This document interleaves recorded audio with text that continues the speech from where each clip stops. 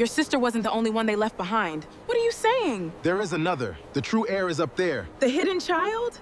Is it her? The child in the portrait had Evelyn's eyes. That was impossible, because her son had been buried 14 years ago. And downstairs, her sister was raising a crystal glass, smiling over an inheritance bought with that grave. If stories like this get under your skin, stay with me to the end. Subscribe, like the video, and tell me in the comments where your heart breaks, because this one doesn't let go once it begins.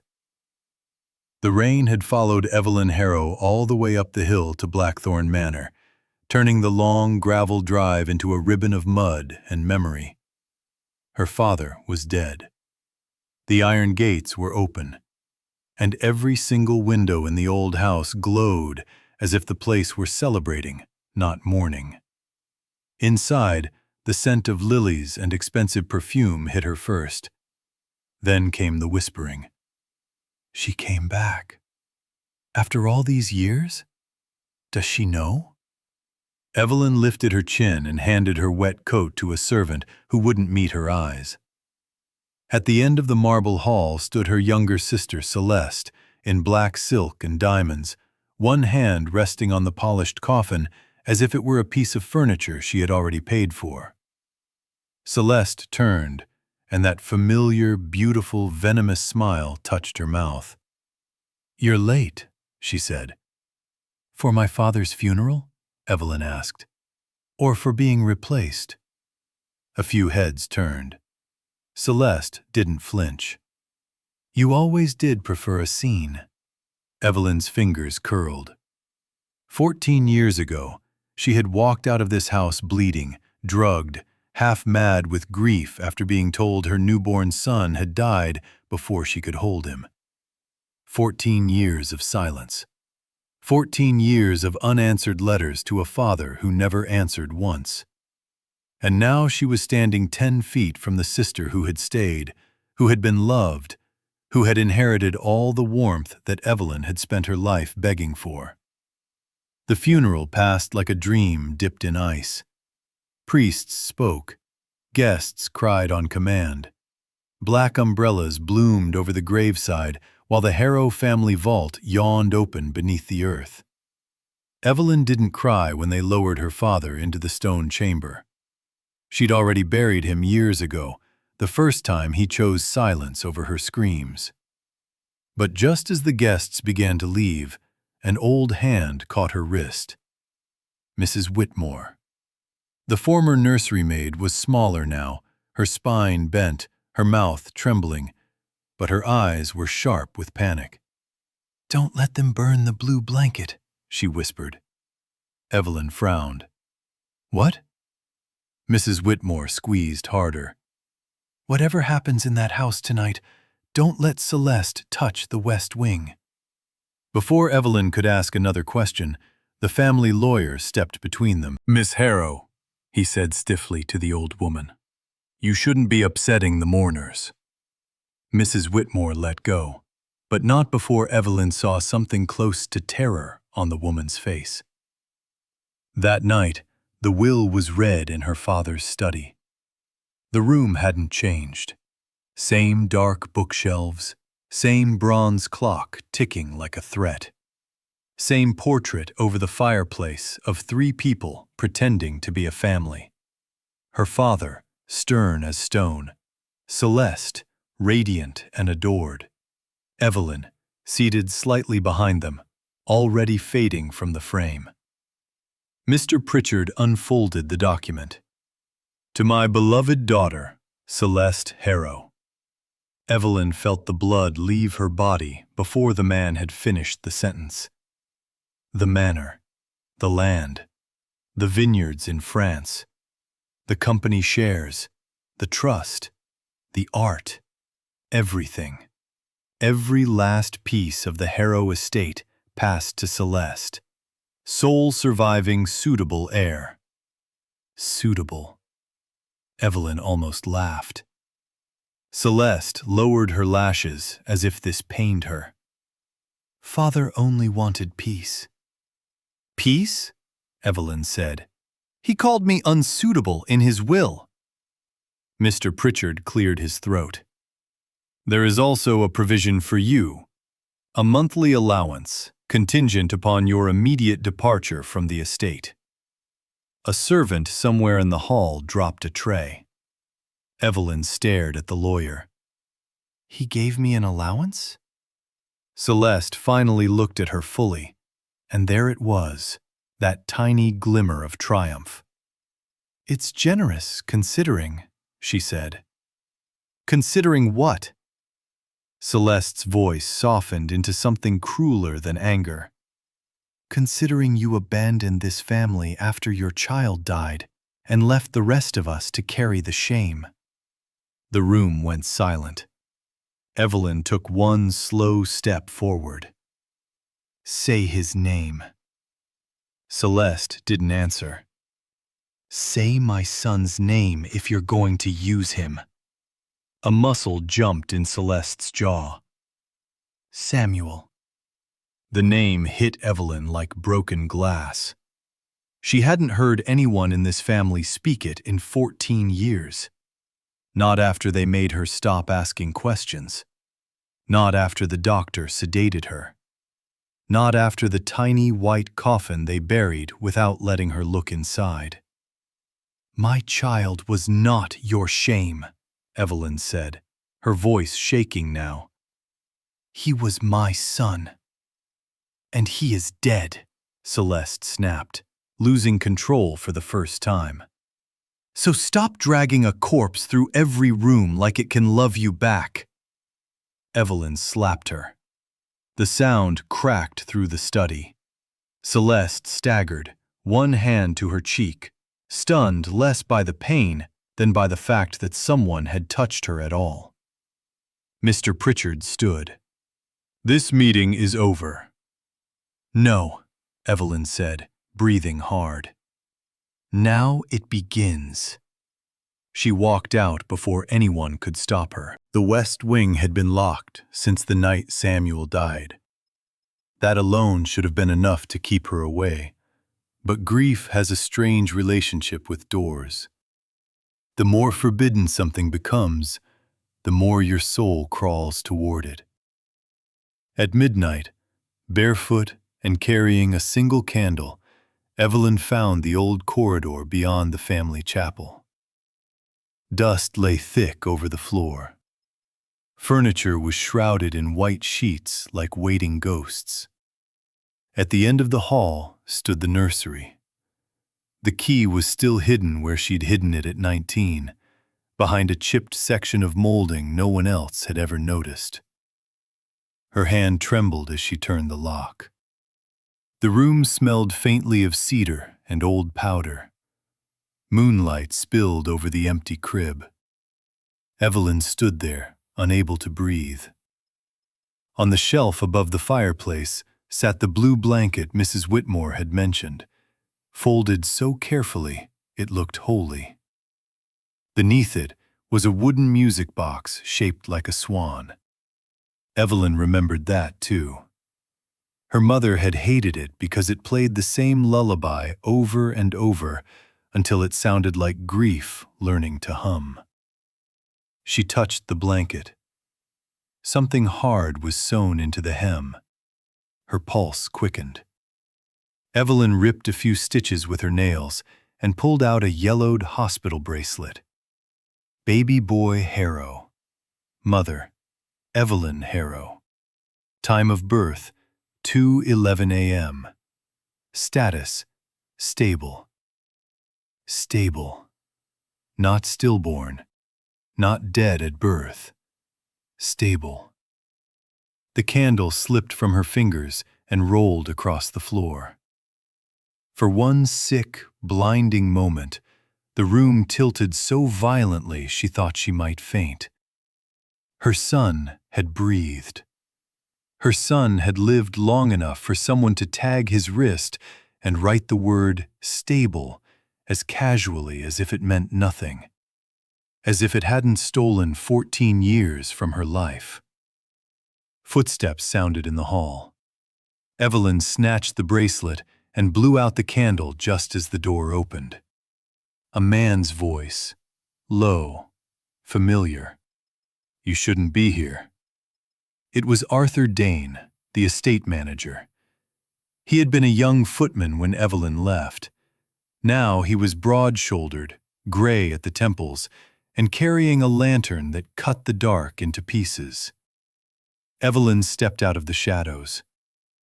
"My son was born alive." Arthur's face changed in a way that told her the truth before he spoke.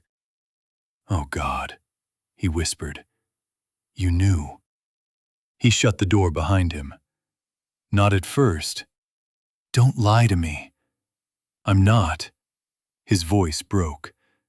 "I knew by dawn."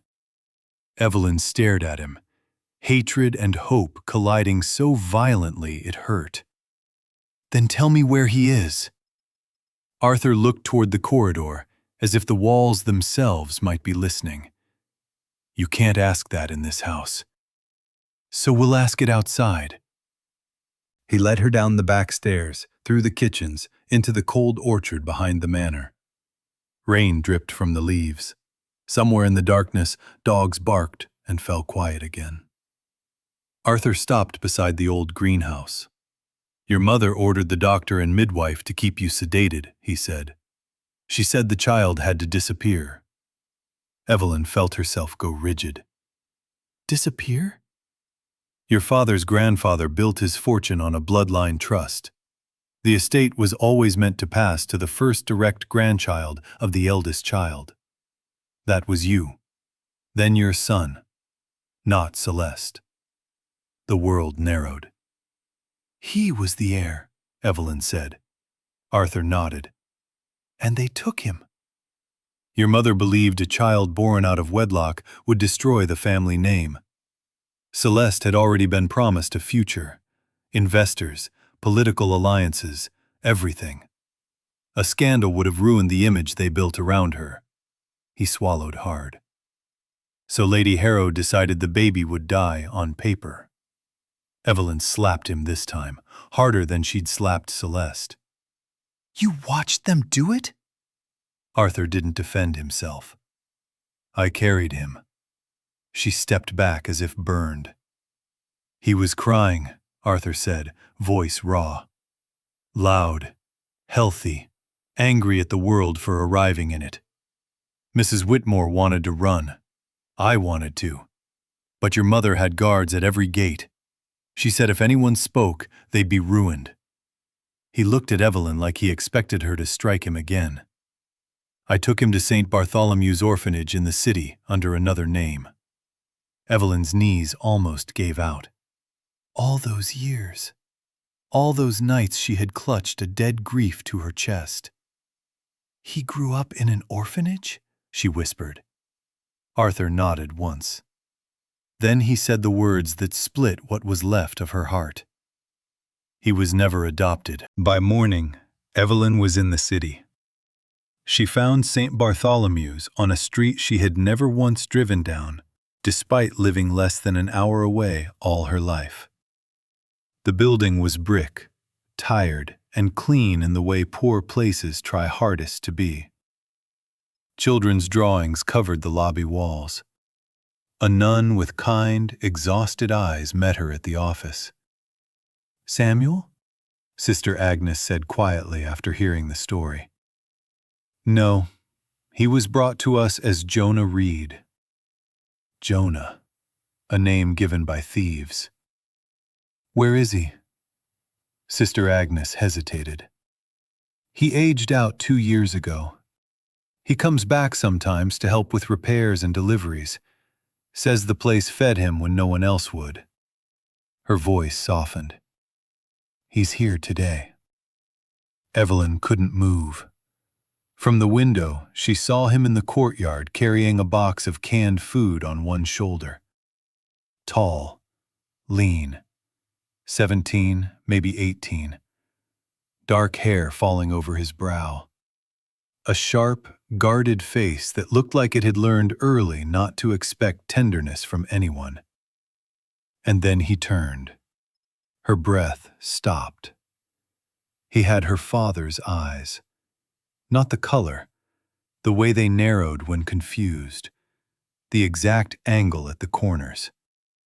It was like seeing the Harrow bloodline step out of shadow and into daylight with no idea what it was. Sister Agnes touched her arm. He thinks his mother left him. That hurt more than the grave. Jonah came inside because someone called his name. He set the empty box down, wiped his hands on his jeans, and glanced at Evelyn with polite distance. "Can I help you?" His voice. Young, rough, careful. Evelyn opened her mouth, but nothing came out. Sister Agnes stepped in. "Jonah, this is—" "No." Evelyn lifted a shaking hand. "Not like this. Not in a hallway. Not as a collapse. Could we talk?" He studied her for a second too long. "Have we met?" "Not exactly." That sounds ominous. Despite everything, the answer carried a dry edge that should not have made her want to cry, but it did. He sounded like someone who had learned to hide pain beneath humor because no one ever offered him a safer place.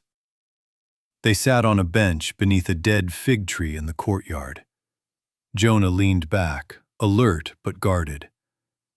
"You're not from social services?" "No." "You're not here to offer me a job?" "No." "Good. Last man who said he had work needed someone desperate enough not to ask questions." Evelyn forced herself to breathe. "Do you know anything about how you got here?"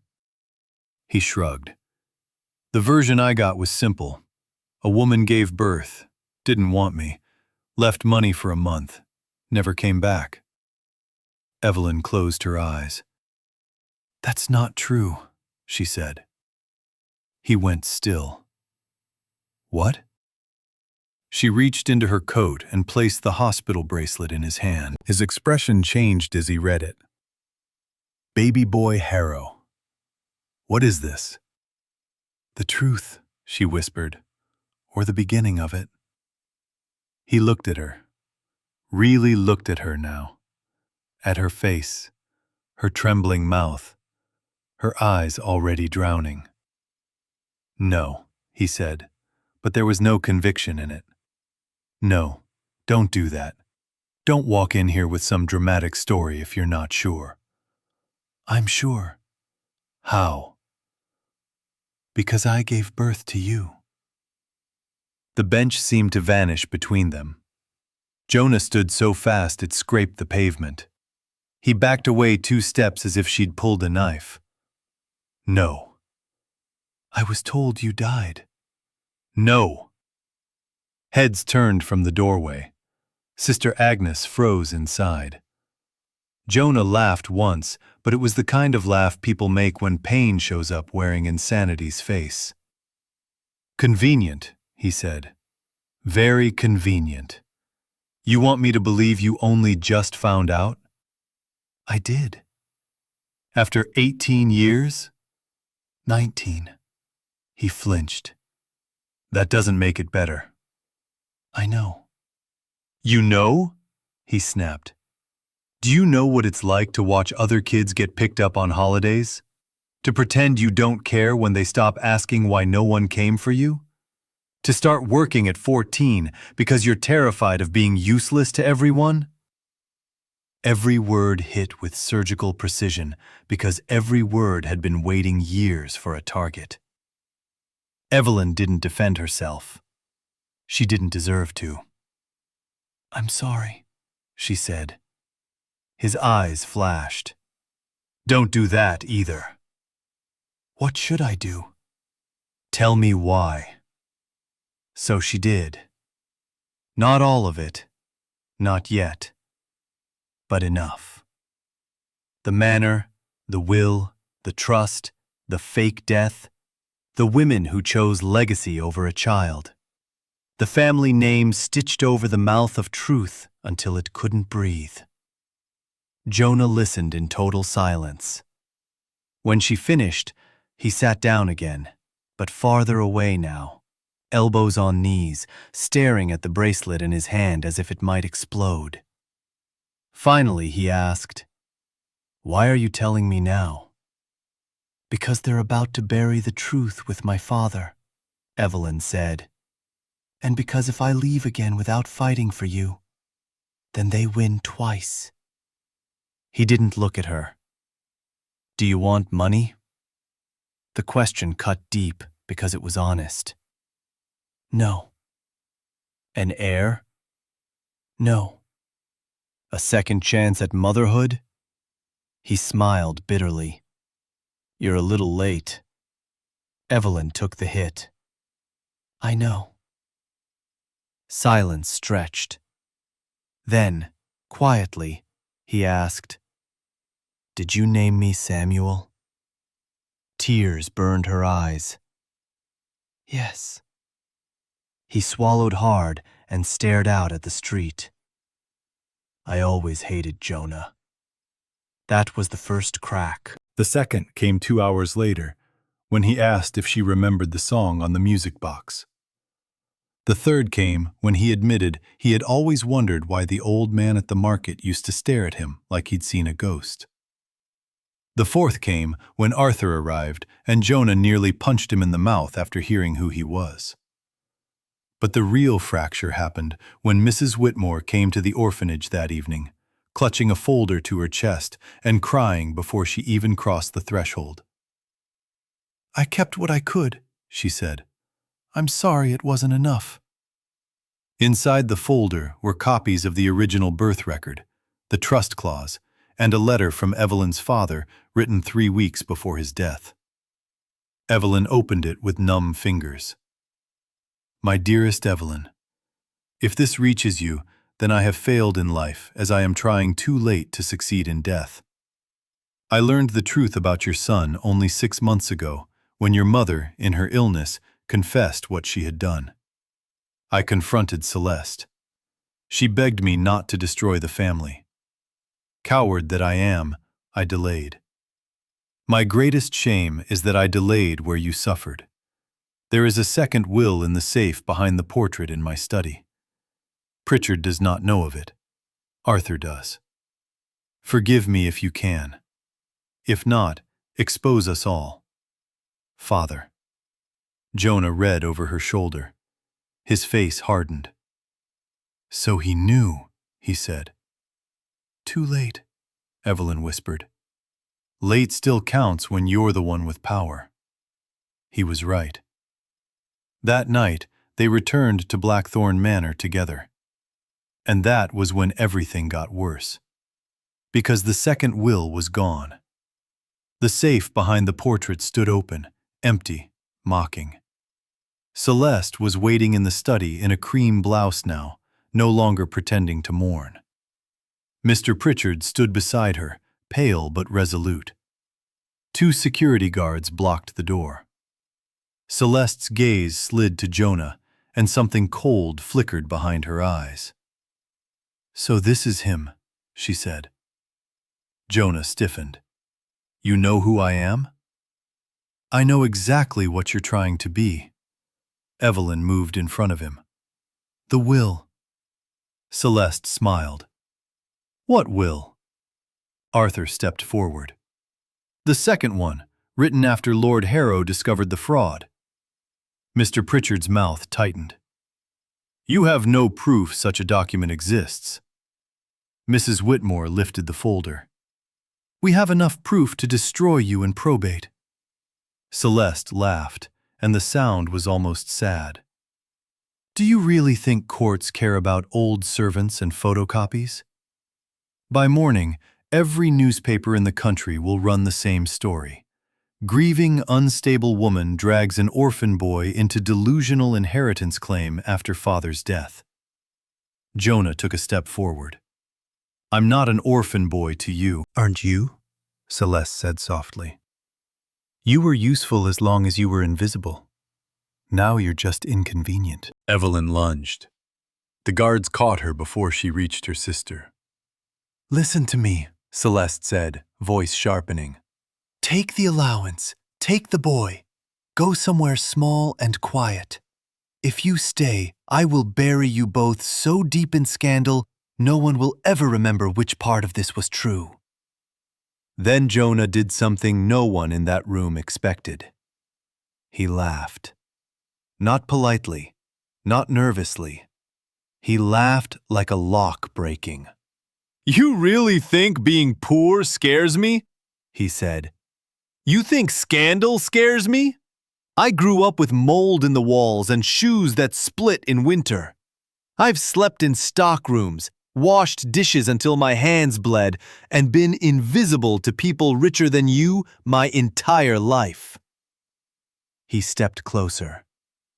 "The only thing I'm afraid of is becoming the kind of person who could steal a baby from his mother and call it strategy." For the first time, Celeste lost color. But danger didn't retreat. It escalated. The next afternoon, at the Heir Foundation Gala, Celeste went public first. She stood beneath chandeliers and announced a new charitable initiative for abandoned children while photographers applauded. She cried beautifully. She spoke about legacy and duty and family honor, each word a knife wrapped in silk. Then she invited Evelyn into the room by name. "Since my sister has chosen to return in such painful circumstances," Celeste said into the microphone, "I think compassion matters now more than ever." Every camera turned.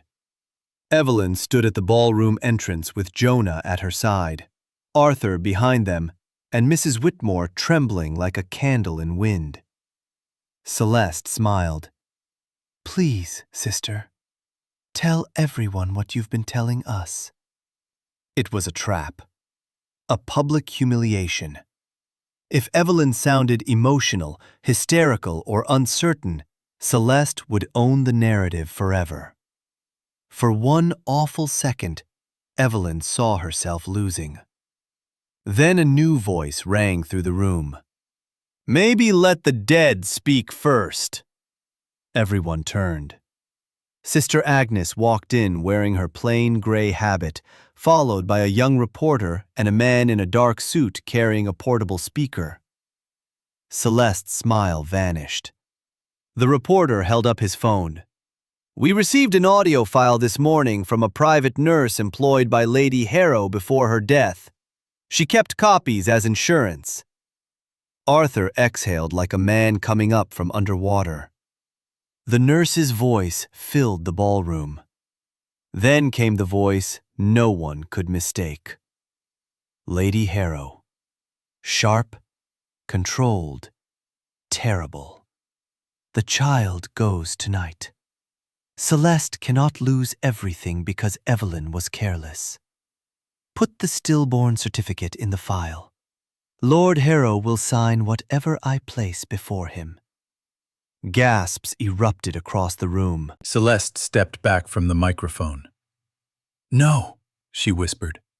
"No, this is edited." Then the second clip played. Her own voice. "If father learns the boy lived, I lose the trust. Make sure the orphanage records stay sealed. Pay whoever needs paying." Silence hit the ballroom like shattered glass. Every lens in the room swung toward Celeste, some toward Jonah, some toward Evelyn, who hadn't realized she was crying until Jonah touched her sleeve. Mr. Pritchard tried to leave. The reporter blocked him. "Sir, did you knowingly execute a fraudulent will?" Panic spread faster than perfume. Board members began stepping away from Celeste as if guilt were contagious. A woman in pearls whispered, "My God." A man near the stage muttered, "Call the police." Celeste looked at Evelyn with naked hatred now. "You think this means you win?" she hissed. "No," Evelyn said, voice suddenly calm. "It means you stop." Celeste's eyes flicked to Jonah, and with the room watching, she made her final mistake. "He is nothing but a bastard in borrowed clothes."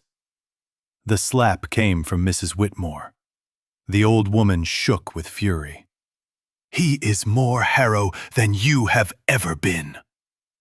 Something in the room changed then. Not legally, not yet, but morally, publicly, irreversibly. Everyone saw who Celeste was when she no longer had control of the script. Police arrived before dessert. Mr. Pritchard was taken for questioning. So was the former doctor, located within hours after the reporter ran the story. Probate froze the estate. The board suspended Celeste from the company. Her fiancé disappeared by sunrise. For 3 weeks, the world fed on the scandal. Every channel, every front page, every whispered room in the city. The lost Harrow heir. The baby they buried on paper. The sister who stole a kingdom. Jonah hated the attention. He hated the suits. He hated lawyers using words like claimant and succession, while talking about a life he'd had to survive without any of them. More than once he told Evelyn he wanted to walk away from everything. "Then walk," she said one night in the orphanage courtyard, where they still met when the world felt too loud. "I will not ask you to become what hurt you." He looked at her for a long time. "And if I stay?" "Then stay for yourself," she said.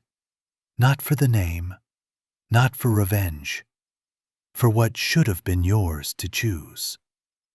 That was the first time he reached for her willingly. Not a hug, not forgiveness, just his hand, resting over hers on the bench for 5 quiet seconds. Sometimes healing enters like that, small enough to miss if you only expect thunder. The ruling came in autumn. Blackthorn Manor was packed again, though this time no one wore lilies. The court recognized the original trust. The evidence proved Jonah Reed was born Samuel Harrow, first direct descendant of the eldest line, concealed through fraud. The second will, though stolen, was validated through draft records and testimony. Celeste lost everything she had stolen, including the title she spent her life polishing. Criminal charges followed. When the judge asked Samuel if he wished to assume control of the estate immediately, the whole room seemed to lean in. He stood slowly. Every eye watched the boy who had grown up unwanted and now had the power to own the walls that had rejected him. "I'll take the name," he said, "but not the house." Murmurs rippled through the room. He looked at Evelyn, then at Sister Agnes, then at Mrs. Whitmore. "I know what empty buildings do to people when they're full of secrets," he said. "Sell the French vineyard, sell the cars, keep enough to restore the orphanage, fund scholarships, and turn Blackthorn Manor into a residence for children aging out of care." His jaw tightened. No child from this family's land should ever again be told they belong nowhere. No one breathed for a second. Then Evelyn started crying. Not the broken crying from graves and betrayals. Something different. Something clean. Later, as workers began taking down the Harrow crest over the front gates, Celeste was led past them in silence, her face bare of makeup for the first time anyone could remember. She stopped when she saw Samuel. For a moment, Evelyn thought she might apologize. Instead, Celeste said, "You don't deserve what you took." Samuel met her gaze without flinching. "No," he said quietly. "I deserve what you took from me." She had no answer for that. For once in her life, no room bent itself around her hunger. Winter arrived early that year. The first children moved into Blackthorn before Christmas. Laughter entered hallways that had only known obedience.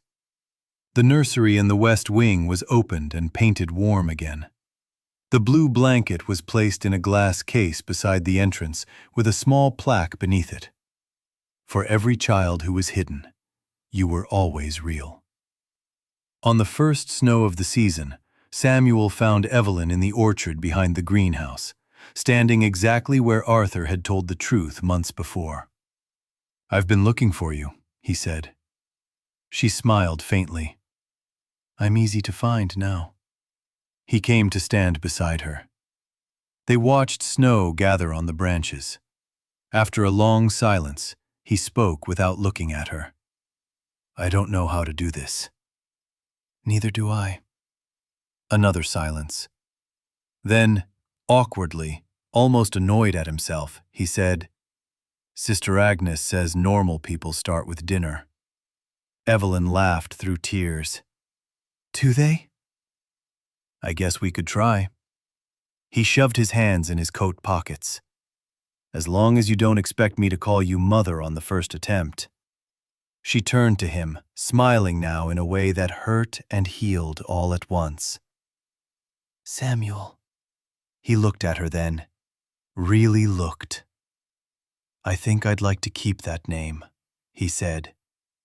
The wind moved through the trees. Somewhere inside the manor, children were shouting over a board game. Mrs. Whitmore was probably pretending not to spoil them. Arthur was fixing windows like pennants could be built with tools. And for the first time in nearly 2 decades, the house behind them no longer felt like a tomb. Evelyn reached for her son's hand. This time, he let her keep it. And as the snow fell over the estate that was finally his to redefine, one truth stood brighter than every lie that had tried to bury it. Blood had finally found its name. Tell me, if you were Samuel, would you have chosen revenge or mercy?